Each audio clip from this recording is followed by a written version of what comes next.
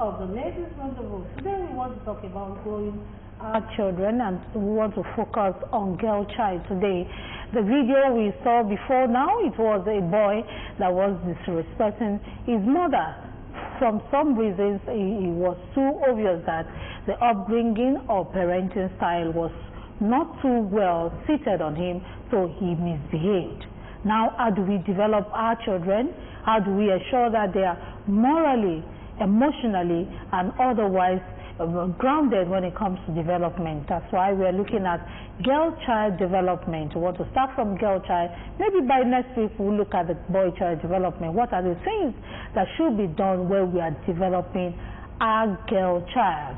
So we have a guest in the house, Omowumi Olawi, who is the creative director of Wumi Aladire, and she is a mass communication expert. She has done a lot when it comes to speaking, and she has done a lot when it comes to developing, especially in the Girls Guide movement here in Nigeria. So I want to welcome you, Wumi, to the program. Thank you. Welcome, thank you for coming. Thank you for coming on Ladies Rendezvous. So, ladies, you have the floor. Okay, so welcome again, Wumi, and let's start from the beginning. I mean, when you give birth to a child and then you discover, oh, this is a girl. As a parent, I mean, you should be happy regardless of the gender, right? But when we look at our society these days, you notice that sometimes Yoruba would say, "Akukubi," like, oh, don't even give birth. It's better than you giving birth, and then the giving birth yes, is not even giving birth, if you understand what I mean. So, as a girl who has engaged with a lot of girls, because I mean, in the kind of work that you do, either as an entrepreneur or in the Girls Guide, you must have engaged with a lot of girls. What do you think is wrong? Is it actually the foundation, or we're just, you know, sometimes we're thinking it's the foundation and it's not actually the foundation. So what can you say as a person who has engaged with a lot of girls? Where can you say that default arises from? Okay, thank you. Number one, let me start with this. You said that it might be the foundation, but to me, I feel it's the foundation. Okay. Because the way a parent, as a mother, the way you handle your child, your girl child, it depends, it's that way that the child will grow. If there is a mother now that does not even care about the child, for instance, that, okay, I just gave birth to her, go and source for what you want to eat by yourself. Definitely that child, don't expect something good from that child. Because growing up, when I was in school, my mom is always like, if I tell her, my neighbor just got a wardrobe, when I was in school as a student, mommy will always be like, don't look there, just focus on your book. Instead, sometimes I feel this pressure, like I also want to get something like this. But if my mom had not cautioned me, I will definitely, that temptation will come that, okay, someone got you a wardrobe, let me also find someone to get me a wardrobe as a girl child. Meanwhile, growing up, my mom always gave me this mentality that, thank God you have your own handwork. And growing up, so let me put it this way, when I wanted to go and learn that handwork, my mom did not support. I forced it that, let me also have something doing as a girl child, because I can't wait for a man or a guy somewhere to be feeding me. And now you are known by that. Exactly.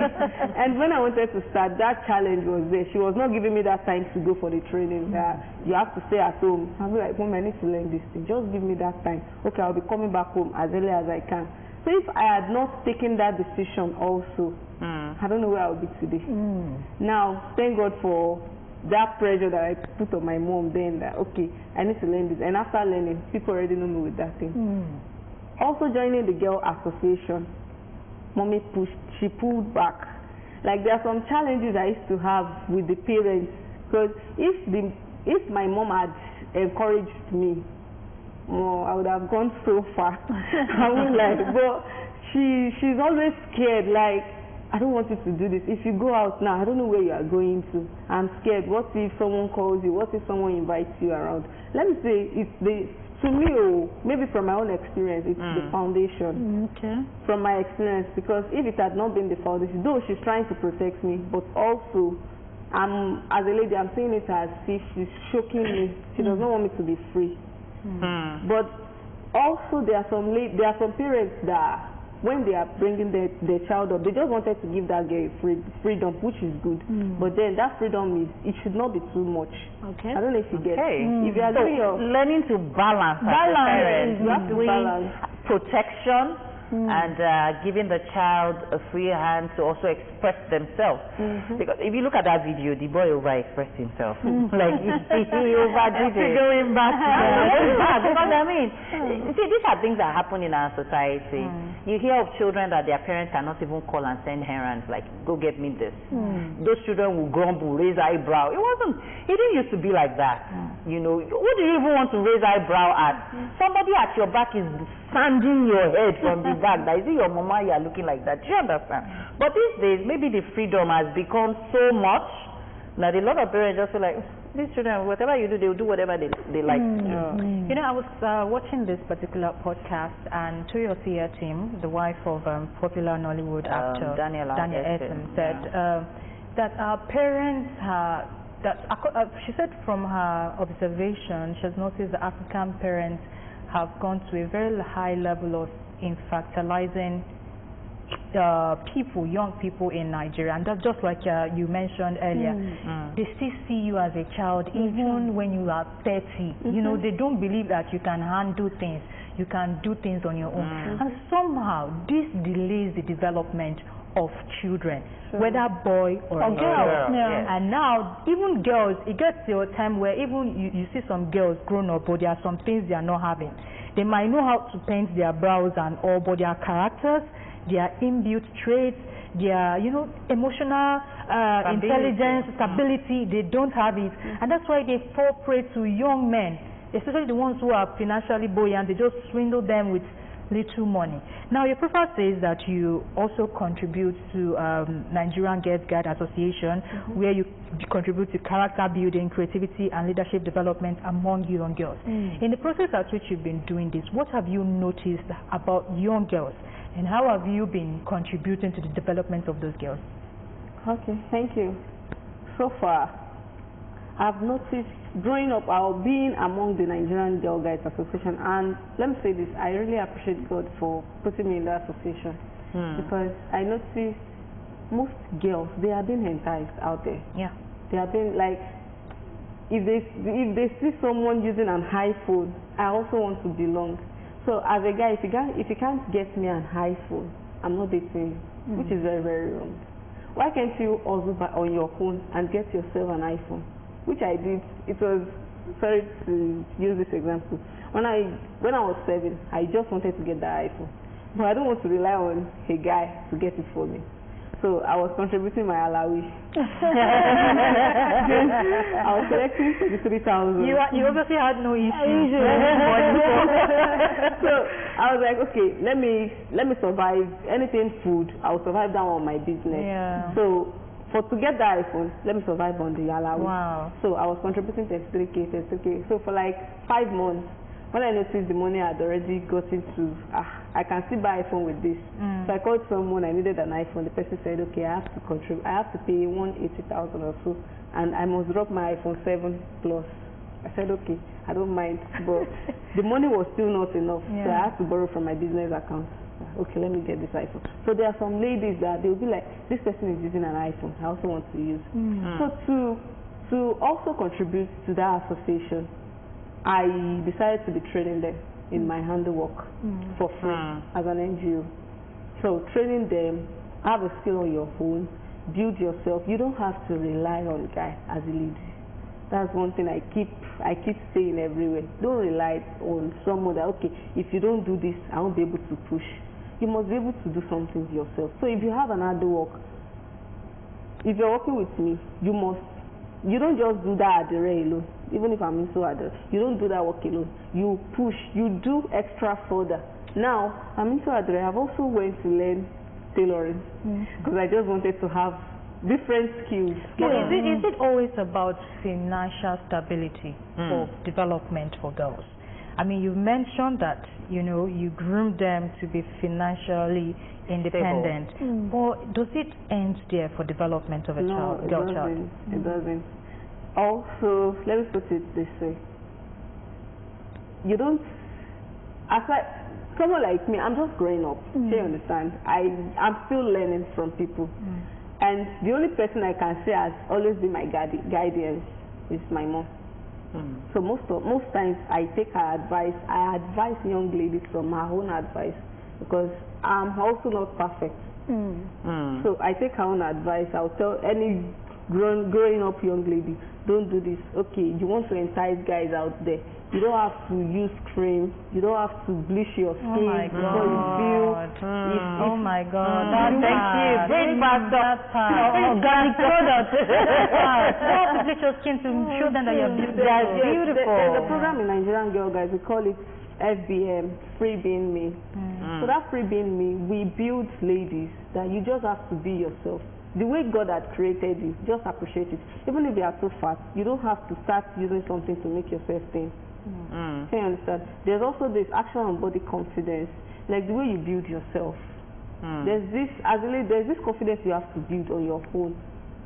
That okay, my friends are light in complexion. I'm the only darkest lady among them. Why do you have to? Why do you want to join them? Why do you have to join them? The way you are dark, do you know there's something unique in you? Do you understand? Like being among fair ladies, but you are the only dark lady among them. There's this uniqueness. You are different. I mean, the way you are even perceived differently. Do you understand? I'm thinking about this bleaching thing. Some of the time, sorry, Miriam. These fair ladies, they envy you who is dark. Exactly. They sometimes just cannot publicly say it. Because, I mean, you buy a cream of 1,000 naira and you are good to go.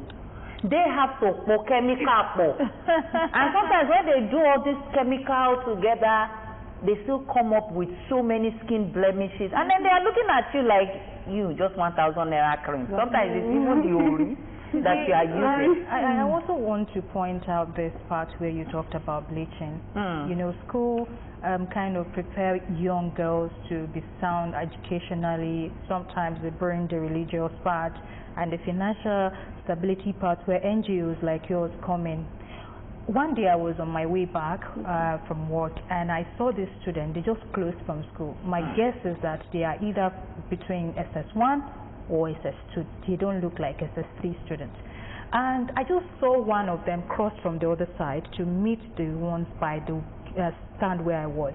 And she opened her bag and brought out 2 creams. They are very popular brands in Africa that we know is strictly for bleaching. These young girls, my estimate is they are not more than 16 years old. 2 of those creams, they're like in lotions. She took it from her bag and gave it to the other person. I stood there for a minute. I didn't know what to do. Like, why are you in possession of this? And why is this person giving it? And okay, so immediately I looked at the skin of this student and I got my answers. So obviously this person just got that thing for the other person for her to use.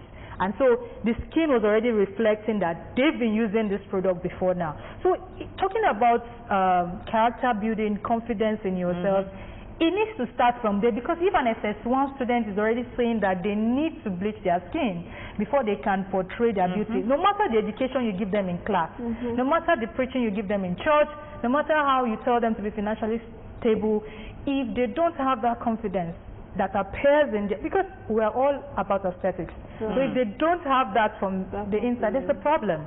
There's a big problem. Let me add this question to it, Charity. We'll soon leave. We have just 3 minutes. Okay, so let me just add this question to it. The Girls Guide Association, I mean, how effective is this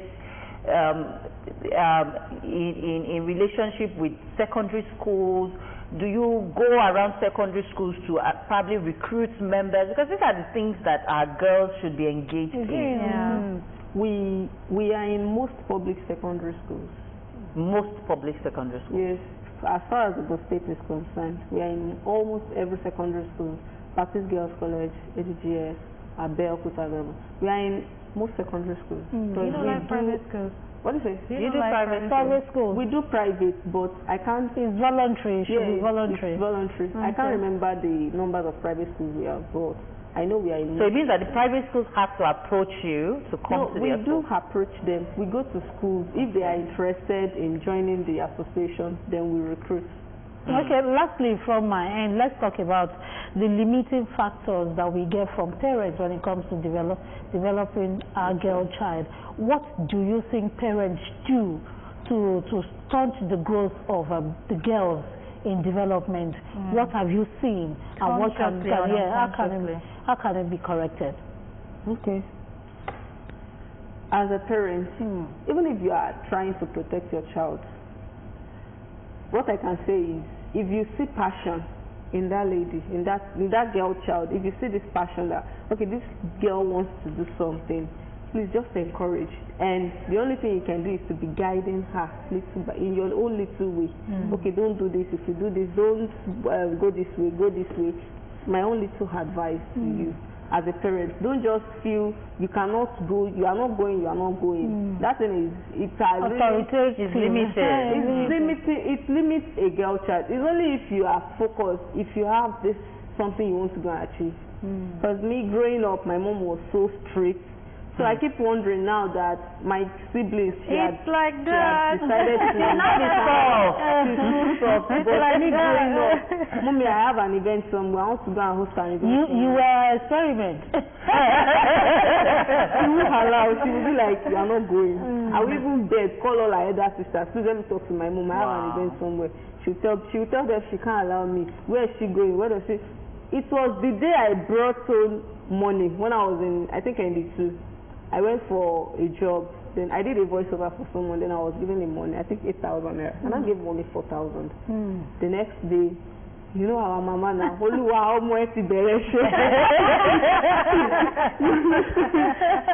I just opened my eyes, I was looking at my mom. So since all these days I have not brought any money home. There's no understand. She understands, and I really appreciate her. I keep appreciating her every time. Because sometimes you give me that freedom, sometimes you do this back. Okay, thank you, Olawumi, for coming on the program, and we pray that associations like Girls Guide will continue to do their bit in developing the girls all across the world. Miriam, we have to leave, and Tomisin, we have to leave. But before we leave, Professor Olubunmi Ashimolowo has another message for us from our song, and that is End Violence. On that note, we want to close the program. My name is Charity James. We'll see you next Monday, God willing. We'll say have a blessed week ahead of you.